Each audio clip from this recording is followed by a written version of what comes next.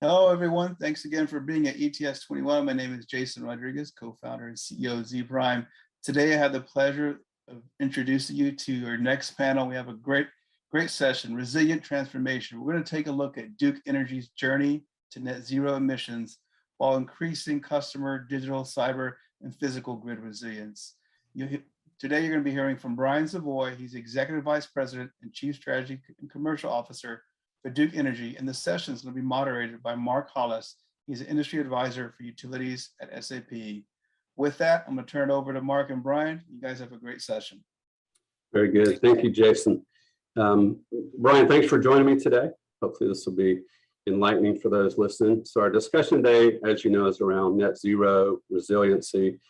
Pretty broad topic, but we're going to try to drill in a little bit and get there. But before we do, Jason just introduced you and gave your title, but give a little bit about what your responsibilities are at Duke. Thanks, Mark, and welcome ETS community. I hope you're having a really good conference, and I hope this session's insightful for you. So, what I've been charged with Duke over the past 5 years, I've led our transformation. That included, driving digital, new ways of working, innovative solutions for our customers, for our teammates, and for our shareholders. Well, my job changed earlier this year, and I'm taking the transformation in a different path. It's our clean energy transformation. And in this role, I'm responsible for growing our renewable fleet, retiring our fossil units, and replacing them with cleaner energy sources in a seamless, affordable way. And I also have responsibility for the natural gas operations of the company, which are an integral part of our clean energy transformation plan. Very good. So as people know, Duke Energy and SAP are both focused on kind of leading the way for a sustainable world. So a lot of challenge there, but SAP's purpose is to help the world run better and improve people's lives with sustainability at the core. We believe that taking tangible action now will only help us in the future, all of us in the future, not just SAP. However, to accelerate that, there's technology, there's partnerships, there are organizations, businesses, regions, people, you name it. It takes the whole, the world basically to tackle the challenge that's in front of us. And so one of our partners is Duke Energy. And so, Duke is taking a very significant and tangible action-oriented plan to get to net zero by 2050. And we're going to get into that a little bit. But before we do, Brian, talk about in your previous role, you helped SAP and Duke Energy become partners, and talk about the customer experience and customer satisfaction a little bit. No, that's great, Mark. And SAP is a great partner of Duke. And look, so ever since we were formed, Duke Energy has been focused on serving our customers with excellence in a safe, reliable, and affordable way, bringing energy to the communities we serve so that they can live the lives they expect and deserve. But about 4 years ago, we launched a customer experience focus, where it wasn't just about the service for customers. It was about the experience customers feel from us each and every day, right? Customers' experience is not set by the utilities, typically. It's set by a company in the digital space, right? Knowing exactly where my order was at 5 minutes ago and where it is going to be 10 minutes from now. That control, that convenience, and that choice is what drives a customer experience. And when we looked at this was back in 2016, 2017, when we were looking at how do we improve the customer experience by step changes, right? And one thing that was holding us back was our technology. We use mainframe systems, right? We have 4 of them. They were massive workhorses that have been serving our customers and our teammates well for about 30 years. But they were not going to take us to the next level of customer experience we needed to get to, right?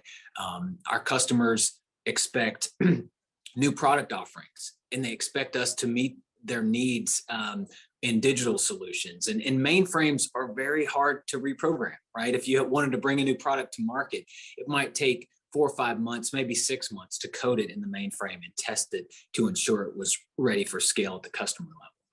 Well, as we were looking at solutions, SAP bubbled to the top very quickly with its customer engagement and billing platform. And so we've been on a journey over the past 4 years on implementing the SAP platform across our jurisdictions. And we have completed Duke Energy Carolinas that was in earlier this year, and Duke Energy Florida and Duke Energy Progress will be later this year, with the Midwest jurisdictions to come early next year. I will tell you, SAP has been a tremendous partner. It has accomplished our mission. Look, no system implementations without bumps. There's been normal bumps, but we've delivered this program on time and on budget, which is remarkable and one of the biggest areas of concern I had going into it. We've had a great team that has been dedicated the whole time and are committed to driving our customer experience to the next level. So thank you, Mark, for your partnership, and looking forward to completing the journey with you.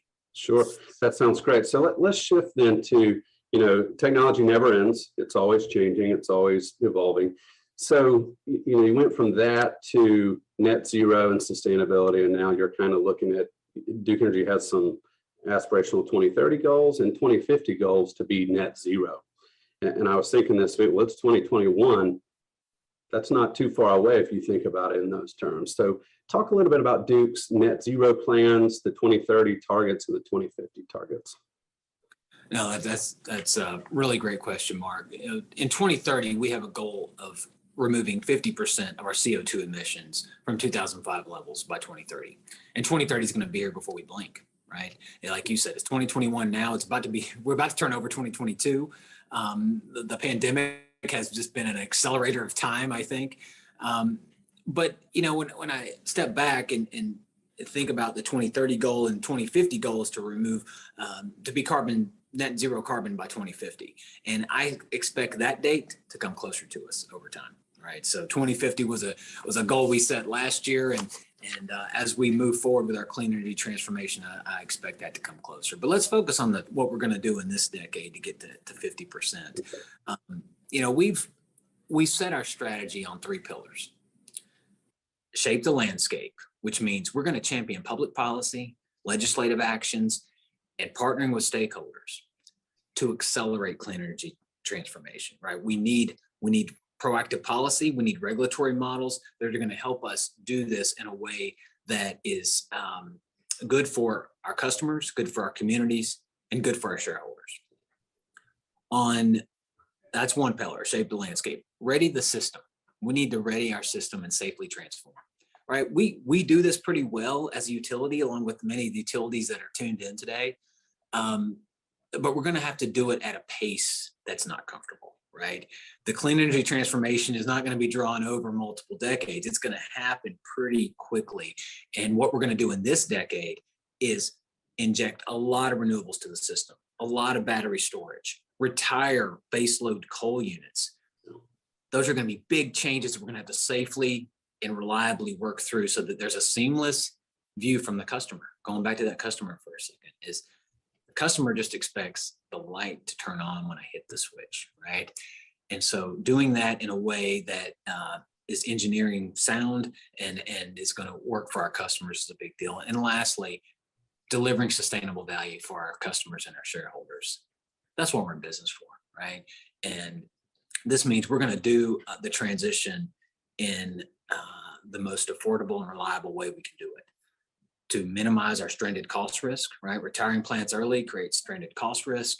And it also creates reliability risk if we're not doing it well, right? When you take a 600 megawatt coal plant and retire it and you don't replace it with a 600 megawatt plant in its place, there's a lot of work that has to be done to make that happen. So those 3 things: shape the landscape, ready the system, and deliver value for our customers. And we're accelerating our strategy. We're making progress. We eclipsed 10,000 megawatts of renewables this year, well on our way to 24 gigawatts by 2030. That's a key pillar of getting to clean energy. 24 gigawatts, for reference, will be 3 times what we had in 2020. So we set that goal last year. We were going to double our renewable megawatts by 2025 and triple by 2030, and we're well on our way. And 10,000 megawatts is nothing to sneeze at. For instance, PJM has 20 gigawatts on the system at PJM level. So 10,000 at Duke is pretty strong. Like other utilities, our fleet's very diverse. We've got nuclear, we have hydroelectric, we have natural gas, we have coal, and we have renewables. we're kind of a microcosm of the country's fleet. So our transition plan is representative of what all the utilities on the call would undergo.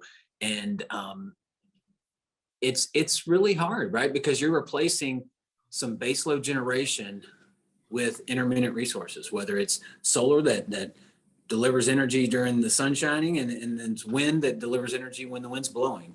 And that's why storage is so important. And when we're having to test these technologies and bring them to commercial scale very, very quickly. So that's a glimpse of our path. But again, we're well on our way to our 2030 goal and moving down the path to 2050 really quick. So that's great, Brian. You hit a little bit on technology. So major barriers. So time is coming fast. The expectation is moving forward. What are some of the major barriers that you're faced with, and utilities around the country, really? You know, this isn't easy. I was alluding to that in my previous answer. If I've had to pick the one major barrier, it's mindset, right? So utilities have been tremendously successful over the past century, right? We were formed over a century ago, and Duke Energy has thrived as a company over that 100+ years. And we've done it with what I would coin an inside out mindset, right?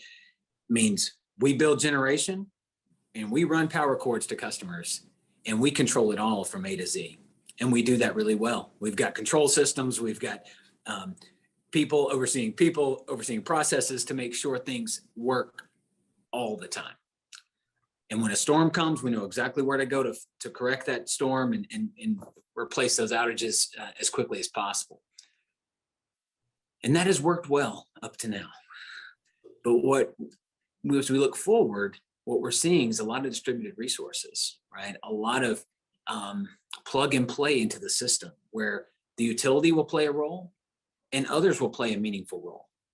And it's going to require deep collaboration, partnership. And I call that an outside-in perspective, right? Start with the customer, then work back to the circuit, energy efficiency, demand side management, distributed resources at the circuit level, which includes storage and generation, working all the way back.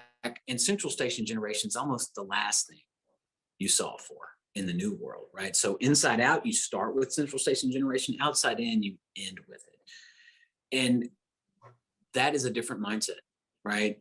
That means, wow, I need to lean into other partners that might not see the world like I see it, that want to take some of the control from the utility as we know it and have known it over years. So, you know, that is, it's one item, but it's a multifaceted, and I think it really is a difficult barrier to overcome. And we're making a lot of progress. And you know, you combat that with proof.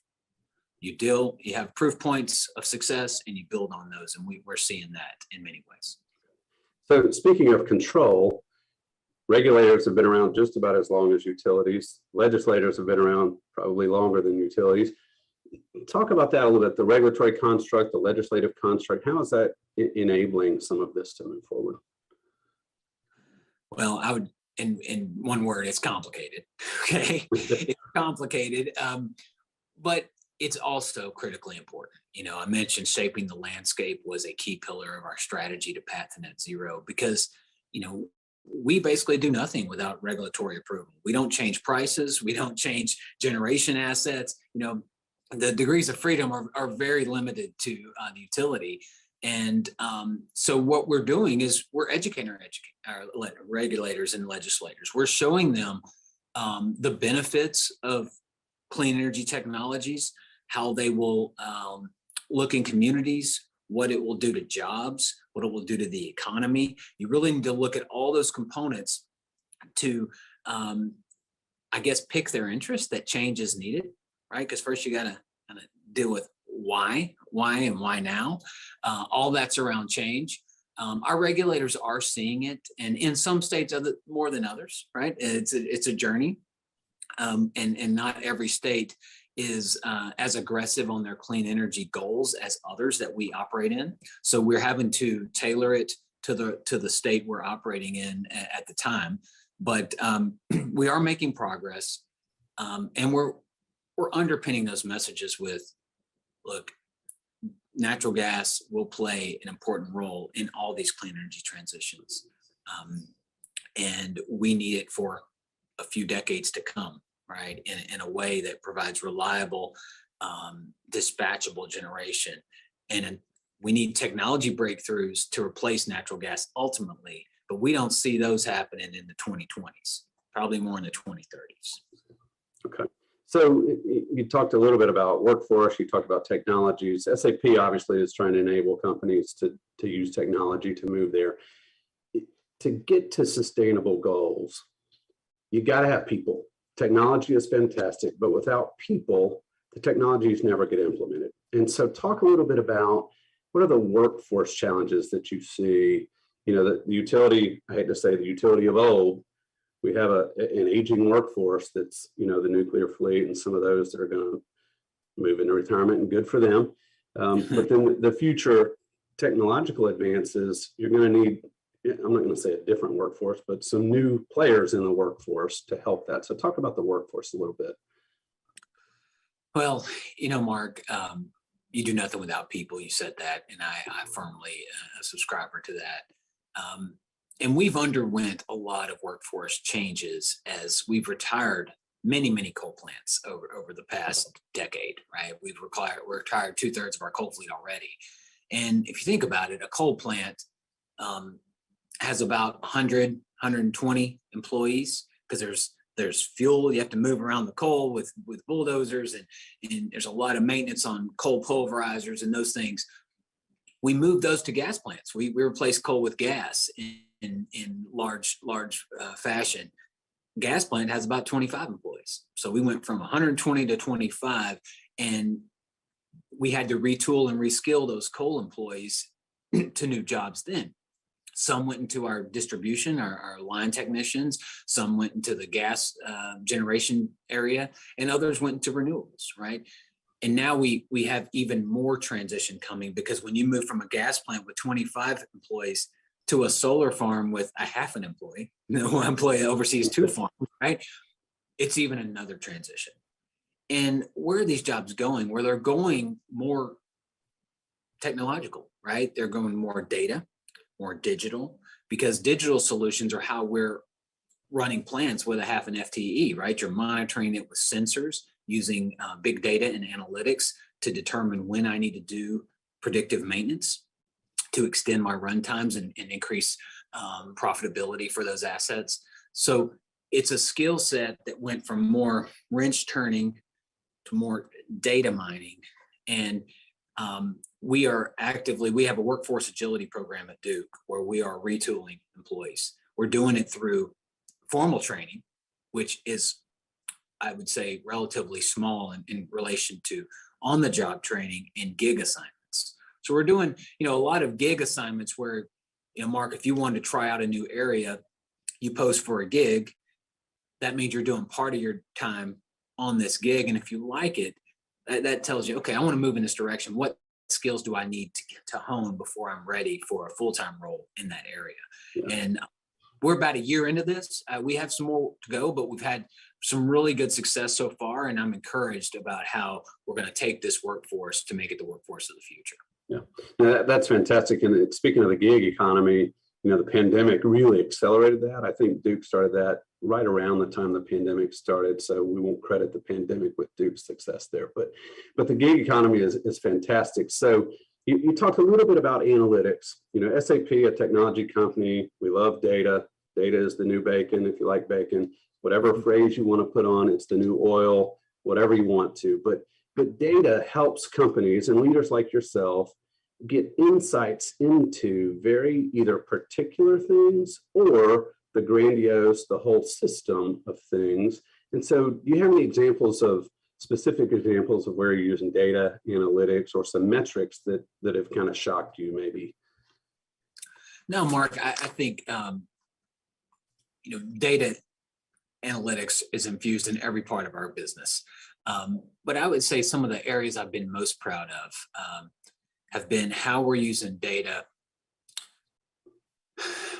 I'm gonna give you a couple of examples. One's around grid planning, okay? We are over 60% of our capital plan is into the grid, to the energy network, to get it ready for electric vehicles, for solar, for batteries, for storm resiliency, all the things we need to make the customer experience the best it can be. And we're using data to target where we need to upgrade circuits because we think there's a propensity of electric vehicles in that area, or where we think there might be rooftop solar in, high density areas. We use the same data to determine, wow, storms frequent that neighborhood, that circuit. We need to upgrade that circuit or even underground it. Undergrounding wires is a very expensive proposition, but it's a targeted undergrounding approach is very smart. It can really move the customer outages down and have a lot of benefits of not having to restore over and over again the same circuits. But that's a great use case that it's, and what I've learned with data, you don't go in to your business unit and say, I've got this data solution, I got this machine learning AI solution for you. You embed it in the tools they already use, right? Data analytics needs to be just like breathing. It needs to be part of the solution they're using every day for grid planning. It got smarter. Your customer may not even know it got smarter, but it got smarter. Right. And now it's offering those solutions to you in a way that it's taking that analytic capability to another level. I would give you one more example that I'm super proud of too. It's leveraging image technology, so LiDAR, on our transmission lines, right? And typically we would inspect lines through helicopters and people and watching the lines and determine where we would need to trim vegetation on our transmission lines to prevent outages. Well, we adopted a new technology a few years ago where we're using LiDAR across our transmission lines, using AI to determine tree and vegetation growth by species, okay? And we project that and we automatically create work orders out of it. So it's a no-touch veg management solution, A to Z, that eliminates inspections, eliminates flights. So it reduces safety risk, it increases efficiency, and shows our teammates exactly what we need to do on the vegetation, and saves money because we have targeted efforts to go trim these trees, don't trim those, and it's really been a great outcome. There's a couple of examples, but data is infused in everything we do. That's great. With everybody talks about the semiconductor shortage and how that's going to ruin things. And so it's great to hear that you're already infusing some. And I think over time now, obviously technology will continue to evolve. More IoT, more sensors, more data will start to come to fruition. And as you said, I think one of the keys is not, here's a new set of data, what can you tell me from it?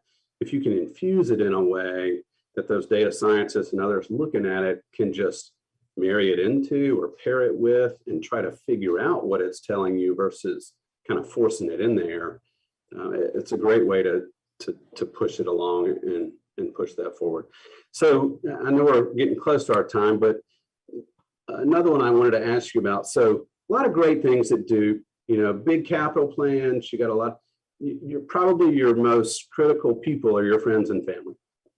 They're like, Brian, what are you doing? Why are you spending all this money? That's going to make my bill go up. What do you say to those people that are like, no, I don't want you to underground it. That's going to cost me a lot of money. Yeah, but when the hurricane comes, that may be helpful to you.